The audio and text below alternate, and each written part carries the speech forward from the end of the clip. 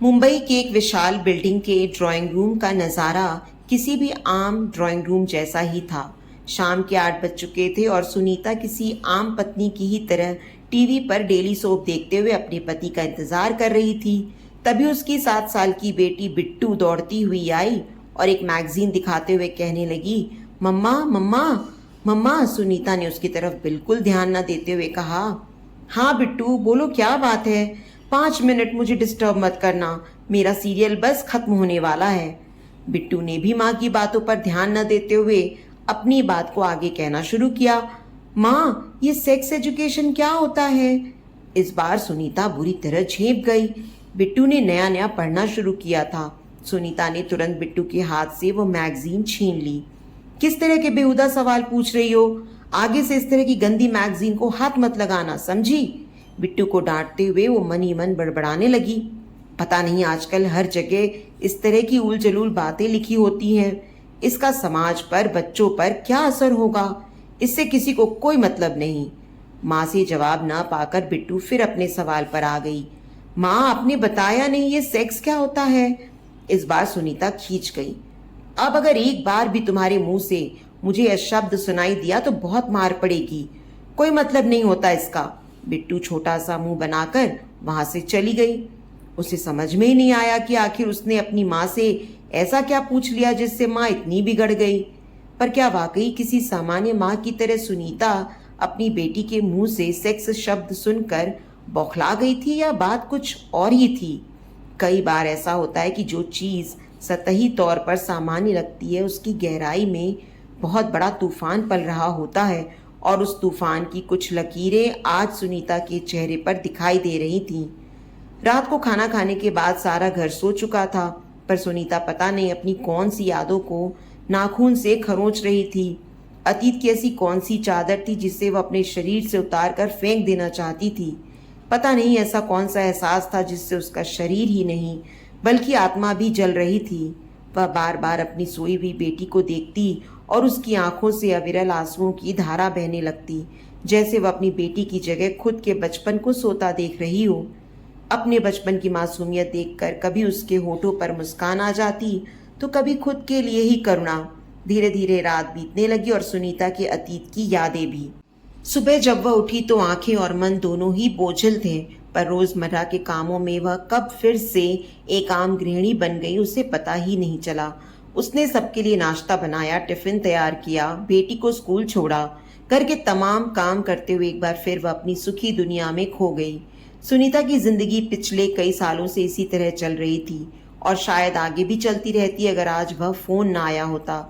दोपहर करीब 12 बजे फोन की घंटी बजी। मोबाइल पर नंबर माँ का था। सुनीता ने फोन उठाया तो दूसरी ओर से माँ ने बड़ी ही घबराई हुई आवाज में कहा, बेटा मैं तुम्हें शायद फोन नहीं करती, पर यह मामला जरा गंभीर है। बात यह है कि माँ हिचकिचाने लगी। सुनीता ने बात को आगे बढ़ाते हुए कहा, कहो न माँ, क्या हुआ? आप और पापा ठीक तो है ना? क्या आप किसी बड़ी मुसीबत में हैं? क्या आपको मेरी किसी मदद की जरूरत है? जल्दी बताइए माँ, मेरा जी घबरा रहा है। सुनीता के मन का घोड़ा उन कुछ पलों में ना जाने कितनी अनहोनी घटनाओं के चक्कर काट आया। इतने सालों में माँ ने कभी इतने तकल्लुफ से बात नहीं की थी। फिर माँ ने कपकपाती आवाज में कहना शुरू किया और सुनीता सुन्न सी सुनती रही। माँ ने कहा, सुनीता बेटा, वो तुम्हारे ताया जी बहुत बीमार हैं। बस यूं समझ लो कि तुम में जान अटकी हुई है। डॉक्टर कह रहे हैं कि कभी भी कुछ भी हो सकता है। मुझे तुमसे यह सब कहते हुए अच्छा तो नहीं लग रहा, पर बेटा मैं और पापा चाहते हैं कि तुम एक बार आकर उनसे मिल लो। वो तुम्हारे नाम की रट लगाए हुए हैं। सुनीता, मुझे लगता है उन्हें बीती बातों का पछतावा है। तुम भी पुरानी बातों को भूल जाओ। तुम आओगी ना? हम तुम्हारा इंतजार करेंगे। सुनीता ने बिना कोई जवाब दिए फोन रख दिया था, या शायद उसके हाथ से फोन कब गिरा उसे पता ही नहीं चला। ठीक उसी तरह जिस तरह उसके आंखों के सामने से उसका बचपन कब निकल गया उसे पता ही नहीं चला। कितना दर्द भरा था, कितना सहमा सहमा था उसका बचपन। फोन रखकर सुनीता हॉल में गई जहां उसकी बेटी पैर फैलाकर टीवी देख रही थी। सुनीता ने उससे कहा, बिट्टू ठीक से बैठो, इस तरह पैर फैलाकर मत बैठो। बिट्टू ने बड़ी ही मासूमियत से कहा, माँ मैं फैलकर क्यों नहीं बैठूं? सुनीता ने उतनी ही बेरुखी से कहा, क्योंकि ऐसे नहीं बैठा जाता है। क्योंकि यह तरीका नहीं है बैठने का, क्योंकि लड़कियां ऐसे नहीं बैठा करती। सुनीता ने ऐसा कहते हुए बड़ी खींच से डाइनिंग टेबल पर रखा ग्लास उठाया और उसमें पानी भरा ही था कि बिट्टू ने फिर से कहा, माँ, पर लड़कियां ऐसे क्यों नहीं बैठती?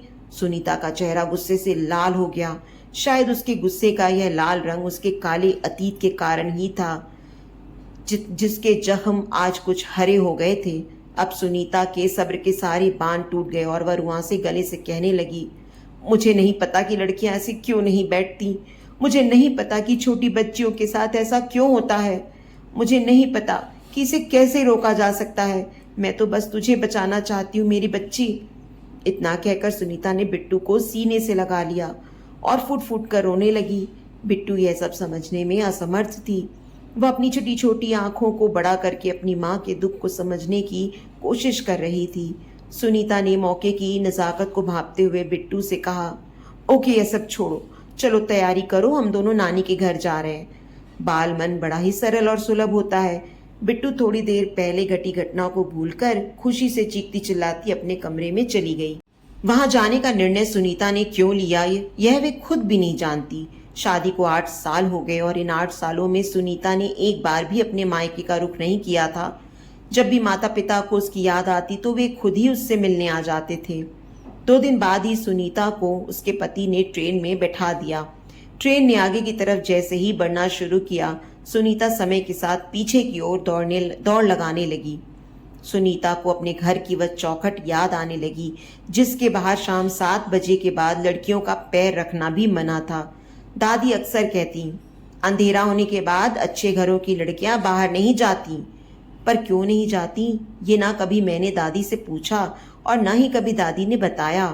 दादी अंधेरे की जिस बुरी दुनिया से मुझे बचाना चाहती थी, उन्हें नहीं पता था कि वह दुनिया उस चौखट के अंदर ही बसती है।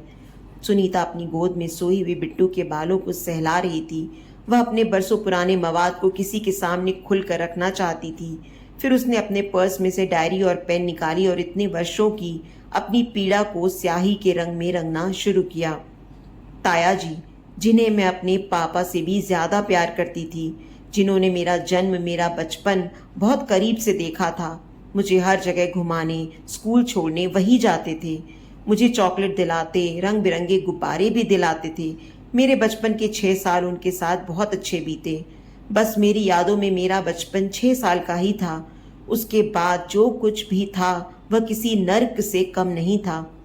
मैं बड़ों की सारी नसीहतें मानती, ऐसे बैठो, ऐसे मत बैठो, कोई आए तो उनके सामने मत आओ, लड़कों से बात मत करो, जोर से बात मत करो, जोर से हंसो मत। मेरा घर किसी आम घर की ही तरह था।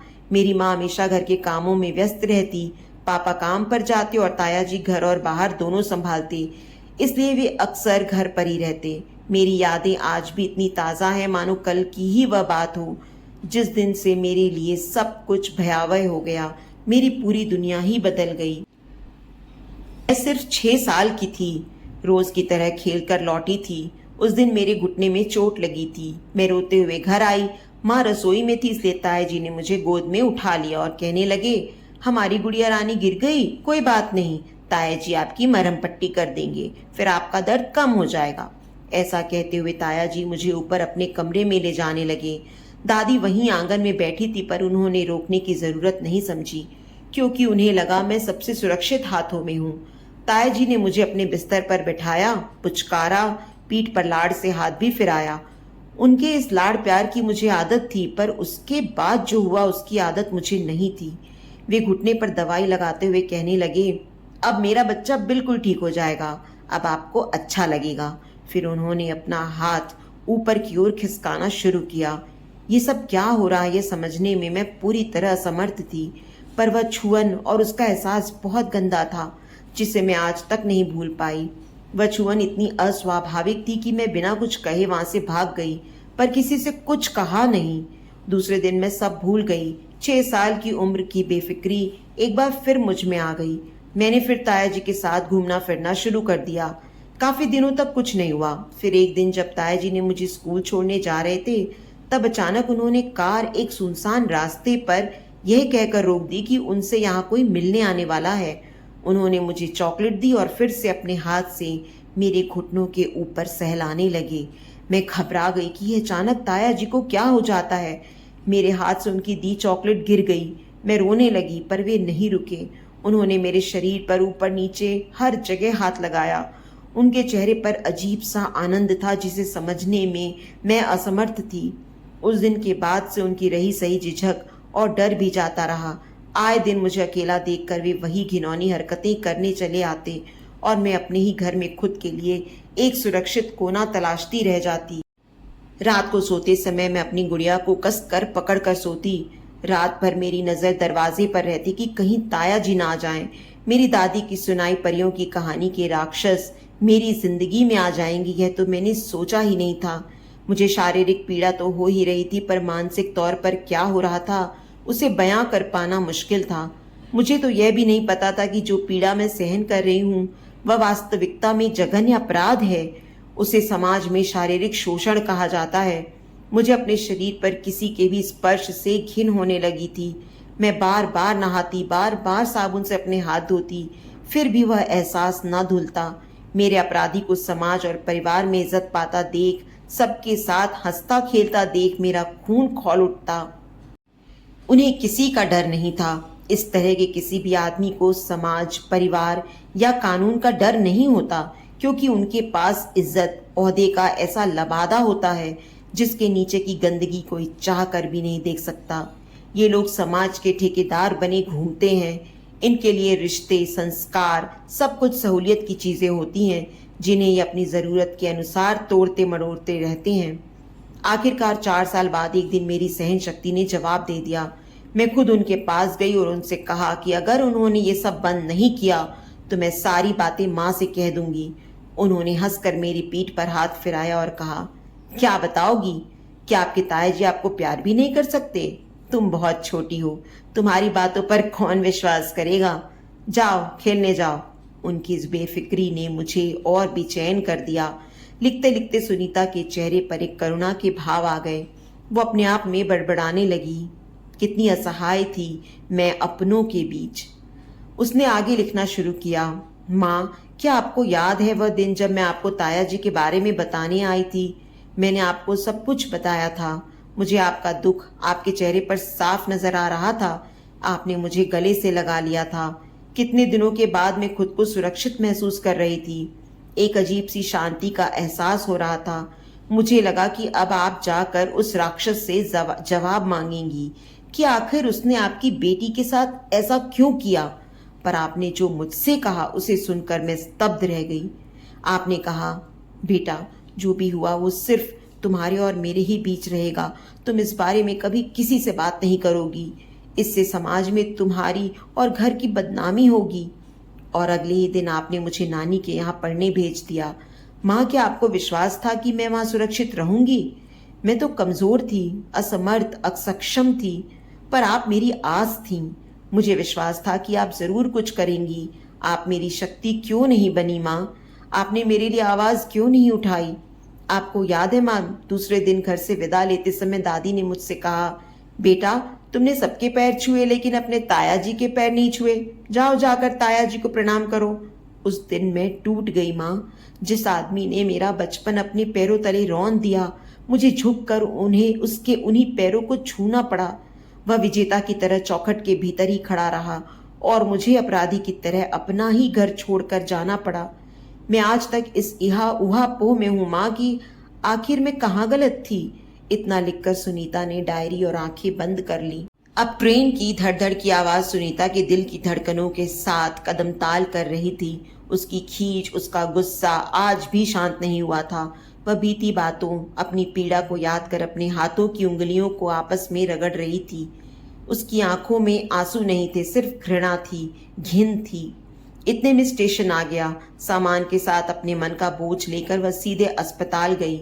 सब आईसीयू के बाहर बैठे हुए थे। सुनीता ने बिट्टू को अपनी माँ के पास बाहर छोड़ा और खुद अंदर चली गई। उसने देखा ताया जी अनगिनत मशीनों के सहारे जिंदा थे। सुनीता की आहट से उनकी आंख खुली। सुनीता ने उनसे कहा, ताया जी, आपको इस हालत में देखकर मुझे बड़ा सुकून मिल रहा है। एक विकृत आनंद की अनुभूति हो रही है, ठीक उसी तरह जैसे आपको मुझे पीड़ा देते वक्त होती थी। ताया जी की आंखों से आंसू निकल आए। सुनीता ने कहा, आपके इस पछतावे का ना तो इतने सालों के बाद कोई मतलब बनता है और ना ही मुझे इससे कोई फर्क पड़ेगा। मैं यहाँ आपसे मिलने नहीं आई हूँ, बल्कि जिस डर से मैं इतने सालों से भाग रही हूँ उससे आंखें मिलाने आई हूँ, ताकि समय आने पर मैं अपनी बेटी के लिए सबसे लड़ पाऊँ, उसे आप जैसे लोगों से सुरक्षित रख सकूँ, उसे सिखा सकूँ कि उसे किसी भी प्रकार का अत्याचार सहने की ज़रूरत नहीं है। आपके अच्छे स्वास्थ्य की कामना तो नहीं कर पाऊंगी और ना ही आज आपके पैर छूंगी। इतना कहकर वह बाहर आ गई। अपनी माँ के पास आकर अपने पर्स में से डायरी निकाली और माँ को देते हुए बोली, आप यह डायरी पढ़ना, मैंने आपके लिए ही लिखी है। मैं बस यही चाहती हूँ कि आप समझें कि उस समय मेरा दर्द, मेरी पीड़ा, समाज, मान प्रतिष्ठा, घर परिवार सबसे ऊपर थी। उसने एक लंबी सांस भरी और कहा, चलती हूँ माँ, 2 घंटे में वापसी की ट्रेन है। सुनीता अब काफी हल्का महसूस कर रही थी, मानो सारा बोझ उतार कर आई हो। ट्रेन में बैठने के बाद उसने बिट्टू से कहा, बिट्टू, तुम मुझसे पूछ रही थी ना कि सेक्स एजुकेशन क्या होता है? आओ मैं तुम्हें बताती हूँ। फिर तो माँ बेटी के सवाल जवाब का सिलसिला रेल की रफ्तार के साथ आगे बढ़ता ही चला गया। तो दोस्तों, उम्मीद करती हूँ आपको आज की ये हमारी कहानी पसंद आई होगी। कहानी पसंद आई है तो वीडियो को लाइक और शेयर करें। चैनल पर नए हैं तो सब्सक्राइब करें और हाँ, नोटिफिकेशन बेल को ज़रूर दबाएं ताकि अगली अपडेट सबसे पहले आपको मिले।